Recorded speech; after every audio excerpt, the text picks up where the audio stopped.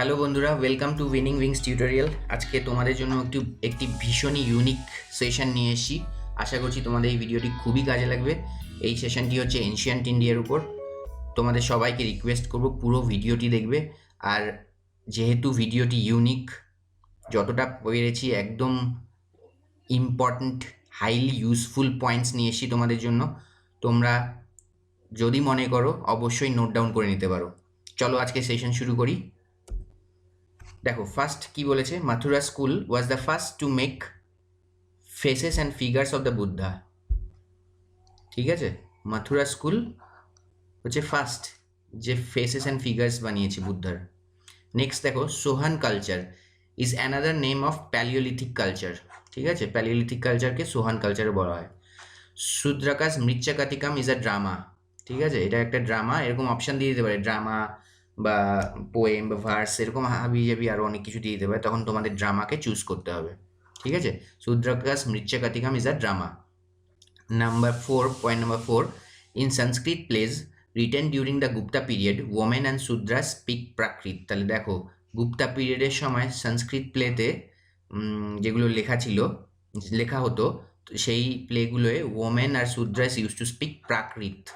ঠিক আছে, এখানে কিন্তু অনেকগুলো প্রাকৃতের সাথে আরও অনেক ডিফারেন্ট ল্যাঙ্গুয়েজেস দিয়ে দিতে পারে, সংস্কৃতও দিয়ে দিতে পারে, কিন্তু তোমাদের রাইট অ্যান্সারটি হবে প্রাকৃত।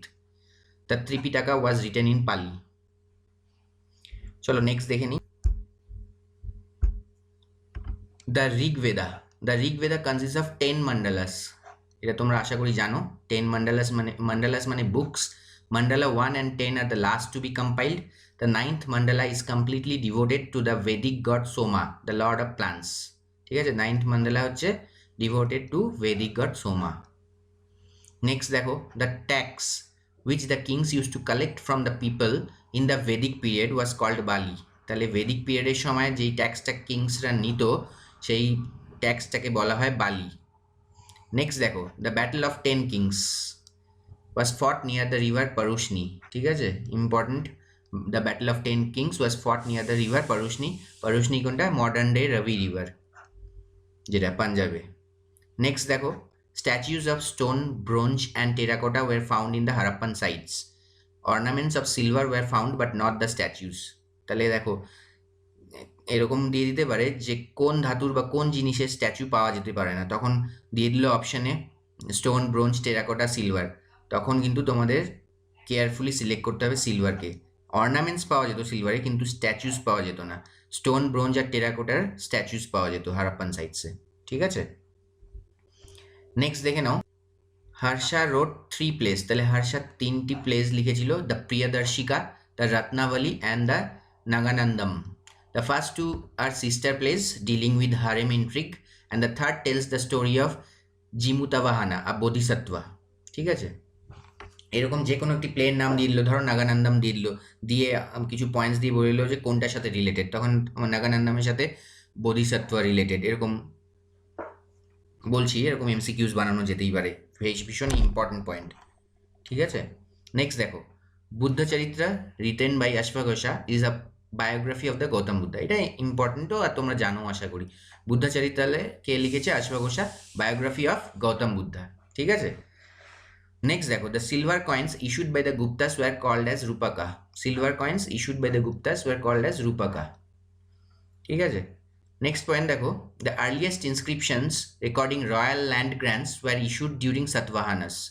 তাহলে ভালো করে দেখো, দ্য আর্লিয়েস্ট ইনস্ক্রিপশনস, হ্যাঁ, সাতবাহানাসের সাথে related, recording royal land grants were issued during the Satavahanas. চলো নেক্সট দেখি।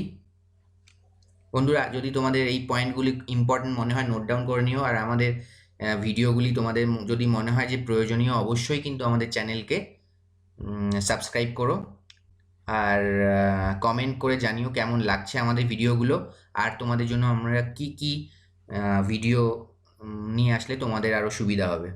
চলো দেখি। The Kharosthi script have been written from right to left in the horizontal lines. ঠিক আছে, হরাইজেন্টাল লাইন্সে তো লেখা হয় নর্মালি, কিন্তু ইম্পর্টেন্ট কি, রাইট টু লেফট, মানে এই দিক দিয়ে লেখা হতো, the Kharosthi script.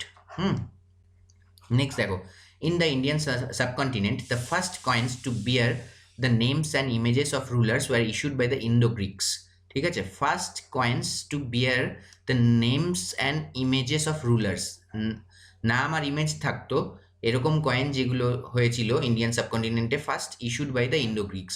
মরিয়াস issued punch marked coins made of silver and copper. ঠিক আছে, মরিয়াস কি করতো, issued punch marked coins made of silver and copper. ঠিক আছে, দুটো লাইন দিয়েছি, দুটোই ইম্পর্টেন্ট। নেক্সট দেখো, মহাবালিপুরম ওয়াজ আ 7th century port city of the South Indian dynasty of the Pallavas। ঠিক আছে, মহাবালিপুরম হচ্ছে 7th century port city, south Indian dynasty পাল্লাভাসের।